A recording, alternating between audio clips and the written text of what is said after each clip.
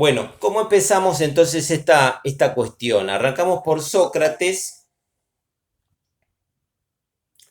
eh, que Sócrates va a vivir en el siglo V antes de Cristo, en un periodo en donde la sociedad estaba como muy descentralizada, no teníamos una sociedad como hoy la conocemos, sino que estaba dividida como en distintas ciudades, y cada una de esas ciudades tenía como una visión muy particular, es decir, no teníamos los países como hoy los conocemos, ¿sí?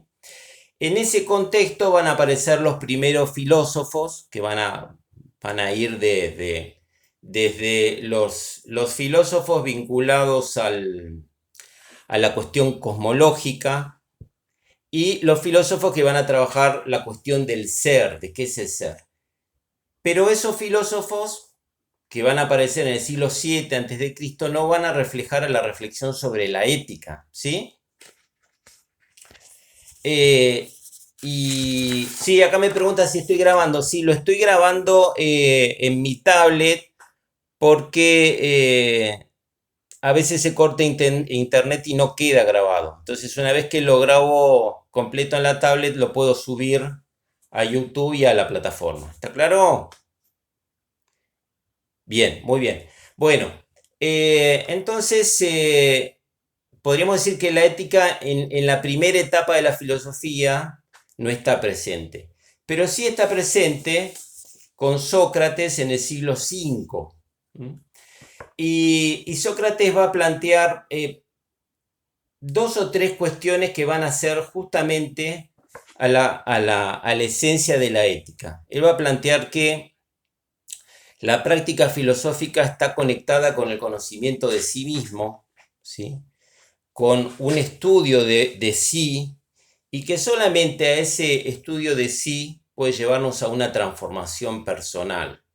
No hay otra manera, ¿sí? Es decir, que él entiende la filosofía como un estudio de sí mismo y que ese estudio de sí mismo lleva a la transformación personal y que esa transformación personal viene acompañada de todo un proceso de razonamiento y de reflexión.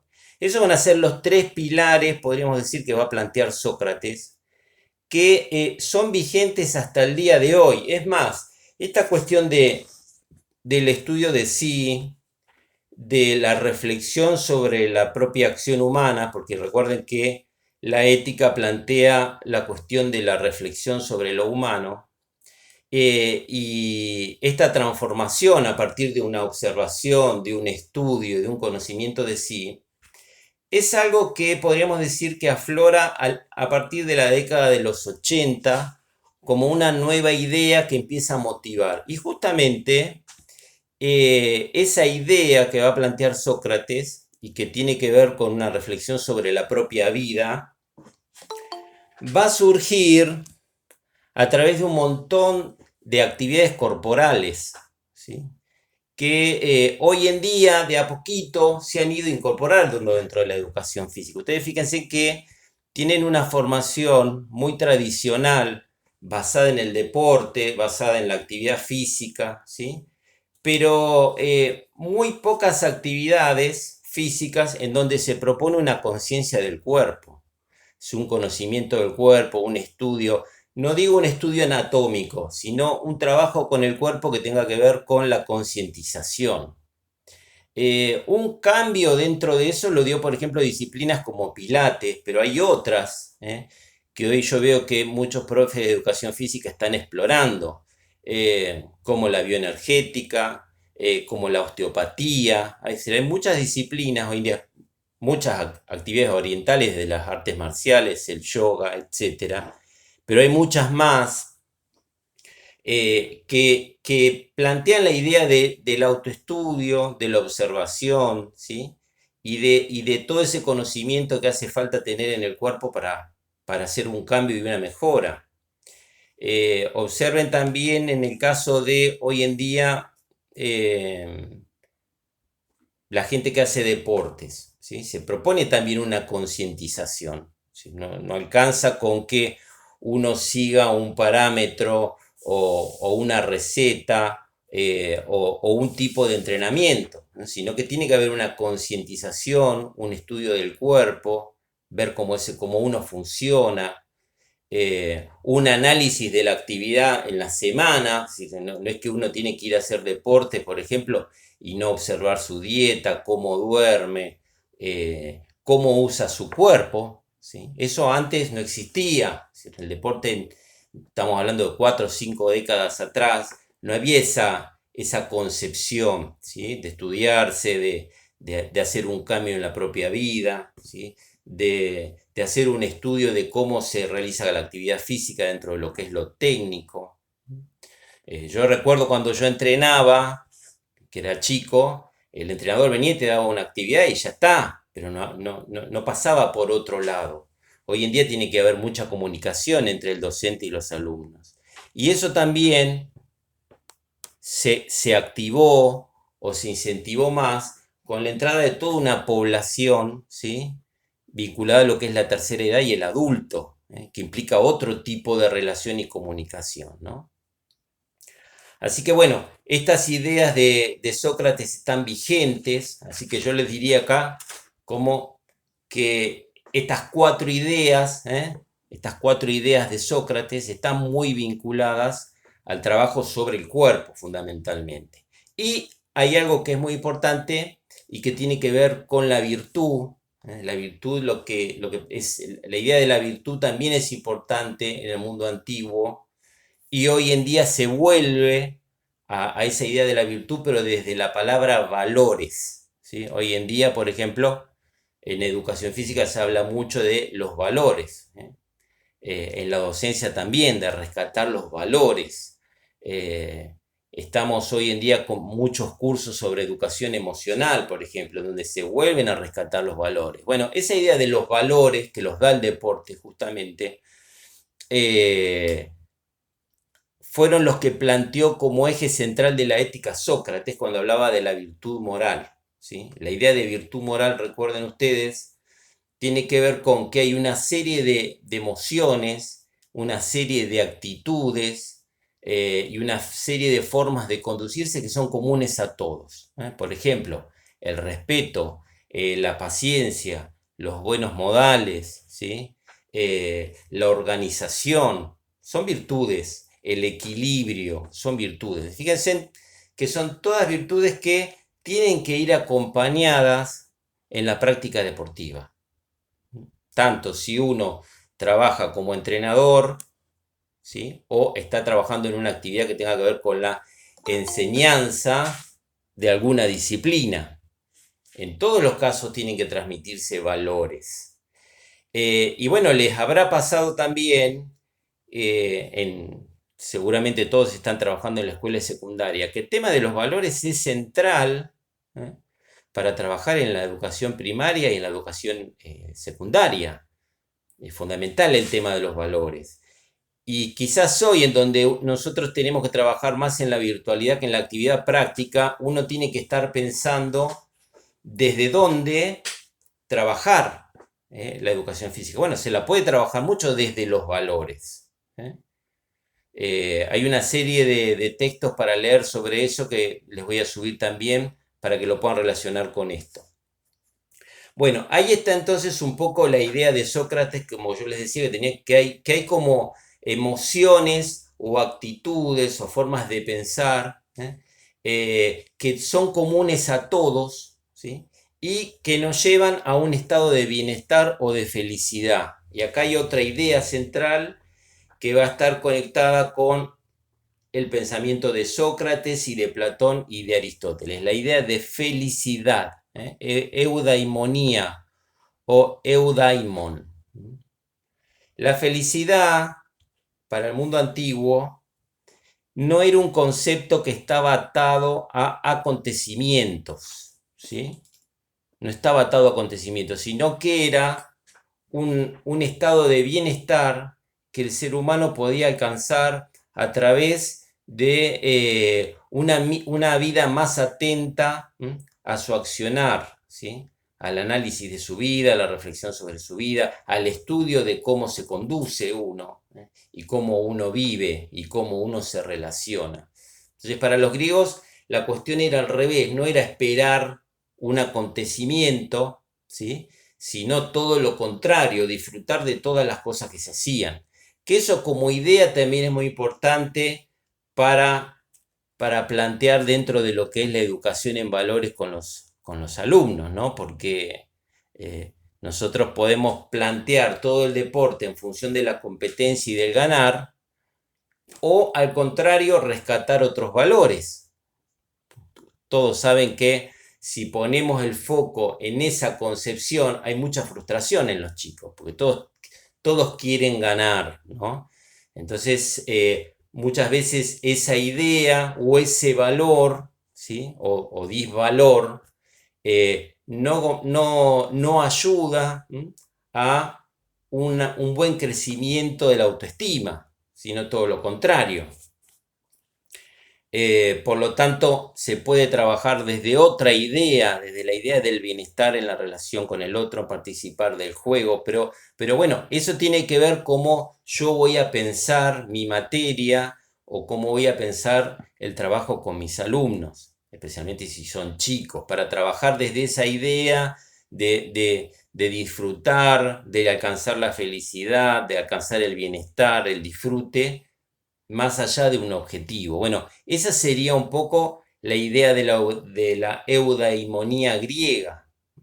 Ustedes tienen una materia paralela acá, que es la sociología de la educación, la sociología del deporte, perdón, que hay una cuestión muy interesante cuando uno va planteando, haciendo un estudio de la historia del deporte, ¿no? Porque nosotros siempre cuando hablamos del deporte nos remitimos a los griegos, y en realidad los griegos tenían otro concepto del deporte, ¿sí? Tenían el concepto de un deporte más basado en el disfrute y más basado en la felicidad de participar en una actividad, y que esa acción, ¿sí? Y que esa acción o ese deporte o esa disciplina los cultive espiritualmente. Era otra concepción que había del deporte. Es decir, el deporte era una herramienta para que la persona aumente su autoestima, se sienta segura, pero no se compare con el mundo exterior. Bueno, esa es la diferencia, o es lo que podríamos rescatar del pensamiento antiguo, ¿sí? Una idea de sentir la realización más en la ambición personal de desarrollarse y de superarse, que de compararse.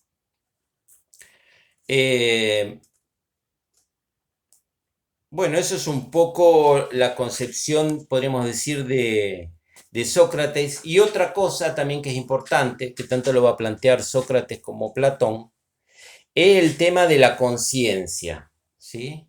Del conocimiento. Es decir, el conocimiento me permite actuar bien. Bueno, según Sócrates, la persona que actúa mal es porque no sabe, ¿sí? Y al no saber comete errores. Bueno, es un poco discutible porque uno podría decir, bueno, si una persona, en síntesis, lo que quiere decir es que si no tiene suficiente educación, la persona es ignorante de muchas acciones, comete errores y actúa mal. Bueno, dentro de ese actuar mal puede estar el escarnio público, o puede estar la cárcel, ¿sí? O un juicio o una pena. Acá la pregunta sería, bueno, ¿alcanza con la educación o el conocimiento para actuar bien? Es una pregunta que uno podría hacerse, ¿no? Pero bueno, esa era la concepción que tenía Sócrates. En parte es razonable lo que dice, porque todos sabemos que la educación es central para que la persona tome conciencia de que hay cosas que no son adecuadas hacerlas. Y la educación lo que hace es ayudar a la persona a que gane tiempo para no darse la cabeza contra la pared después en un acontecimiento que generó sin darse cuenta. Así que bueno, eso es otro concepto dentro de la reflexión ética. Recuerden que siempre que estamos hablando de la ética no estamos hablando de lo que es bueno o lo que es malo, sino estamos reflexionando sobre nuestras propias acciones. En este caso, nuestra acción como docente, pero puede ser nuestra acción como ciudadano, nuestra acción como familiar, como miembro de un grupo de amigos. Entonces aquí tenemos esta idea de Sócrates que tiene que ver, bueno, desde dónde miramos nuestro accionar, o qué herramientas necesitamos para que ese accionar sea adecuado, sea equilibrado y nos redunde en un crecimiento personal. Desde esa idea va a continuar Platón, que Platón va a vivir en el siglo IV a.C. y que va a ser alumno de Sócrates. Platón escribe muchos libros y en todos rescata las enseñanzas de Sócrates. Ahora, la filosofía en las últimas décadas fue llegando a la conclusión que los últimos libros de Platón marcan su visión de la filosofía y en este caso de la ética. Y los primeros Platón, que si ustedes buscan cualquier libro de Platón en la web o a lo mejor tienen uno en casa, todos los libros de Platón son diálogos entre Sócrates y sus alumnos. Pero bueno, quiero que sepan que los últimos libros, que se llaman los libros de madurez de Platón, ahí él empieza a construir un pensamiento propio, ¿sí? Sobre la cuestión de la filosofía y en este caso de la ética. Bueno, acá hay dos ideas como para rescatar, o tres. Primero, la idea del equilibrio de fuerzas que tiene que haber en una persona. ¿Por qué equilibrio de fuerzas? Porque Platón consideraba que nosotros tenemos como...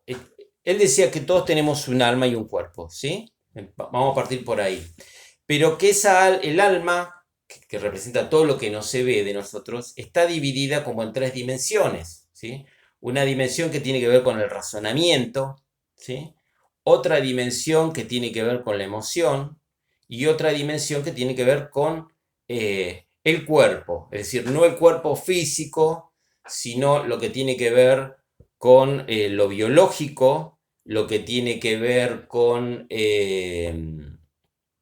los sentidos, y que tiene que ver con la acción del cuerpo en sí, ¿no? Entonces lo que va a decir Platón es que, y él da una imagen ahí, que yo la escribí como para que la recuerden, que imagina, ¿sí? O usa una metáfora de el cuerpo dividido en tres partes, ¿sí? O el alma dividida en tres partes, y toma como metáfora, ¿sí? Un cochero, un carro y un caballo. Esas tres cosas. ¿Está? Bueno, en esas tres divisiones, ¿sí? Él lo que quiere mostrar es cómo está constituida nuestra alma. Él dice, bueno, nosotros tenemos el cochero, que es la razón, que dice, bueno, hay que ir para allá, y va con los caballos y el carro para allá. Los caballos, que representan las emociones, ¿sí? Y el cuerpo, que representa el carro. Entonces la idea es, y que ahí está bien la idea de Platón y que tiene que ver con la continuidad del pensamiento de Sócrates, que es la razón la que tiene que conducir todo, ¿sí? La razón tiene que tener claro lo que quiere y tiene que ser acompañada por las emociones y que tiene que tiene que ser acompañada por el cuerpo. Ahora, suele suceder que hay una desconexión entre las tres partes, porque por ejemplo, ¿cuántas veces lo escuchamos? Nosotros decimos, bueno, todas las mañanas me voy a levantar y voy a ir a correr, voy a correr 5 kilómetros, voy a hacer tantos kilómetros en bicicleta, etcétera, o voy a ir al gimnasio, ¿no? Bueno, eso yo lo pienso, ¿sí? Pero después mi emoción no me acompaña, mi emoción sale por otro lado. Yo puedo decir, no, tengo fiaca, no me siento bien, estoy desganado, eh, estoy preocupado por algo y no tengo energías para salir a hacer algo. Y el cuerpo va a responder a ese lineamiento. Si hay una contradicción entre el pensar y el sentir, el cuerpo va a hacer otra cosa, ¿no? Entonces, la idea central ahí de Platón es que tiene que haber un equilibrio en esas tres dimensiones para que nosotros podamos hacer algo. Si la persona está viviendo una contradicción, ¿sí?, es más difícil que pueda lograr algo. Es decir, a lo mejor quiere, por ejemplo, practicar un deporte o entrenarse, pero si emocionalmente no está bien, la persona no puede continuar, ¿sí? Y cuando hablo que no está bien, puede ser que tenga una preocupación o que su emoción no acompaña lo que quiere por alguna razón en especial. Bueno, esa es la idea de Platón, que tiene que haber un equilibrio, ¿sí?, entre esas tres partes. Bueno, no corresponde o sería demasiado largo arrancar por pensar en cómo alcanzar un camino equilibrado, pero ustedes tienen muchos recursos, hoy como yo les decía, tienen cursos de inteligencia emocional, de neurociencia, en donde coaching, hay un montón de actividades hoy que pueden ayudarnos como a plantear un equilibrio en esas tres cosas. Ahora, fíjense en esto, ¿no? Porque por lo general, no siempre, el profe de educación física, yo creo que pasa en todos los niveles de la docencia, ¿no? Uno se forma en su especialidad, pero después uno se da cuenta que no alcanza porque uno se encuentra con personas que tienen problemas, ¿sí? Con personas que vienen, a lo mejor lo ven más en un deporte que enseñan con adultos o en alguna clase que dan para adultos. Pero bueno, también se puede ver en un equipo de entrenamiento que pueda tener yo, porque yo he formado parte de equipo de natación de chico y bueno, también uno se encuentra con un montón de situaciones, ¿no? En donde la cuestión emocional es importantísima. Si no hay un equilibrio ahí en la persona, es más difícil que la persona como que pueda realizarse, ¿sí? Ahora, eso se lo dejo como una idea para pensar, ¿no? La idea de cómo alcanzar un equilibrio desde la idea de Platón, ¿no? Que uno va a actuar bien, o podríamos decir, va a estar encaminado en lo que hace en la medida que tenga como un equilibrio. Por eso ahí eh, Platón va a hablar de la idea de la virtud. ¿Qué es la virtud? Bueno, volvemos a la idea de Sócrates, ¿no? Un montón, o una serie, no un montón, sino una serie de emociones, de pensamientos, de actitudes que pueden ayudarnos a encontrar como ese equilibrio. Bueno, justamente la máxima virtud para Platón es el equilibrio, ¿sí? No puede haber voluntad si no hay equilibrio, ¿sí?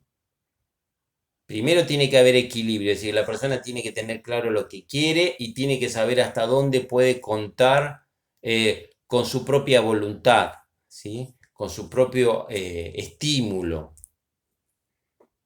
para poder hacer algo. Entonces el equilibrio es fundamental, la voluntad no alcanza, la claridad de lo que se quiere no alcanza, tiene que haber un equilibrio entre el pensamiento y la voluntad, y a partir de ahí el cuerpo se acopla.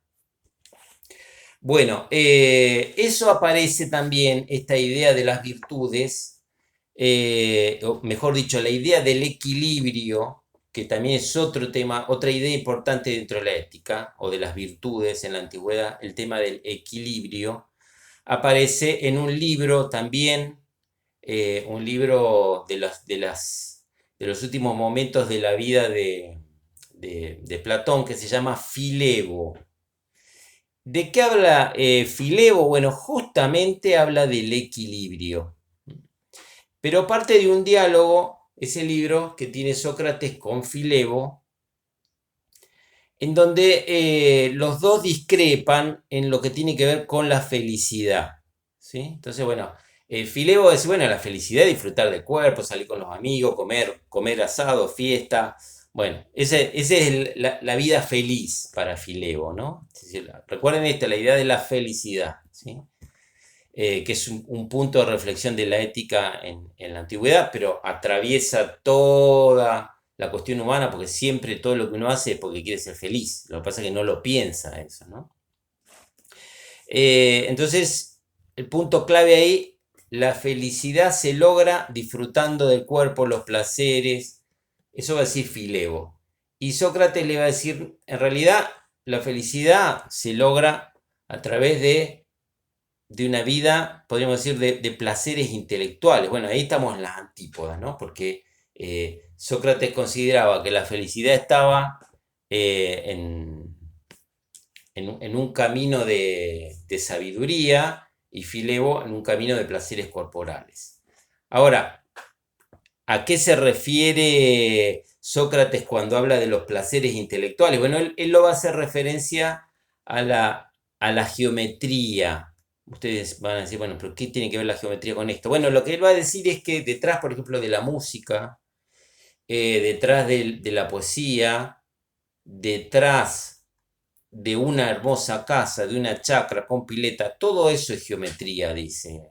Entonces, la felicidad, la geometría está escondida detrás de lo que a mí me gusta o me genera bienestar y placer. No está hablando de placer intelectual, de estudiar matemáticas, porque para los griegos lo importante era las formas geométricas, ¿no? Entonces, lo que quiere decir en realidad Sócrates es que la felicidad está en un lugar que sea armónico para la persona, que puede ser, bueno, la música, una buena distribución del espacio, un equilibrio estético, que haga bien, que nos haga sentir bien. Eso es verdad.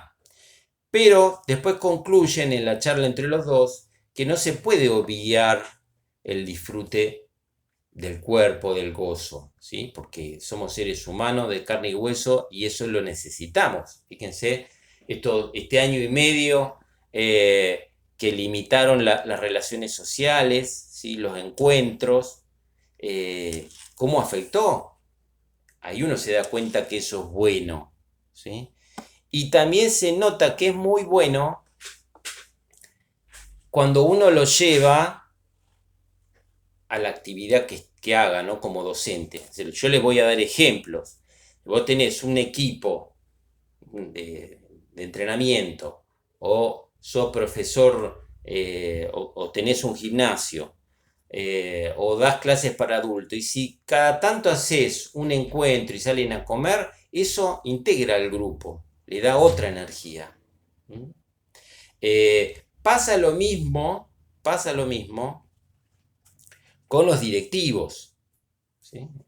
Yo tengo presente en Gualeguay un rector de una escuela que cada 2 o 3 meses proponía un encuentro, ¿sí? Para ir a comer todos juntos. Y eso integraba muchísimo al grupo. ¿Sí? Era una parte fundamental. A veces uno, se los digo porque muchos quizás ya estarán pensando o son o quieren ser directores en una escuela, ¿no? Bueno, a veces uno cree que una escuela funciona bien cuando tiene buenos profesores, cuando se cumplen las reglas dentro de la escuela. Yo les digo que cuando uno tiene todo eso, falta algo. Es decir, si no hay una conexión entre los profesores, si no hay un espíritu de grupo, no alcanza con que el profesor sea bueno, con que la escuela tenga buen renombre. Hay algo que le falta, un engranaje que le falta a esa máquina y que se nota, se nota. Así que bueno, acá lo que plantea Filebo es importante. Lo que le va a marcar Sócrates a Filebo es lo siguiente, a ver, es muy bueno disfrutar, ¿sí? De una comida, de una relación social, ¿sí? De la amistad, de reírse, de bailar, pero todo eso tiene que estar enmarcado dentro de un equilibrio. Y volvemos a la idea de la virtud más importante que va a marcar Platón, que tiene que ver con el equilibrio, ¿sí? Con encontrar un equilibrio entre las cosas. Eh, a ver, yo puedo decir, bueno, a ver, no tiene que haber equilibrio en entrenamiento porque cuanto más exijo, mejor no. No porque vos podés matar a tu equipo entrenándose y los quemás, ¿sí? Todos conocen que ese cansancio mental que a veces un deportista tiene por entrenar en exceso, ¿no? Yo recuerdo que tuve un año en donde empezaba a ir para atrás en los tiempos, cuando yo competía en natación, empecé a ir para atrás en los tiempos y después me di cuenta que estaba por ayuda de un entrenador que ya estaba participando en otro nivel en la natación, me di cuenta que estaba sobreentrenado y no rendía. Y lo que él me dijo, mira, toma vitamina y andate de vacaciones. Y fue así, porque después me di cuenta cuando volví que rendía mucho más. Entonces todo es justo equilibrio en todos los órdenes, ¿no? Bueno, a ver, alguien me estaba haciendo una pregunta por ahí.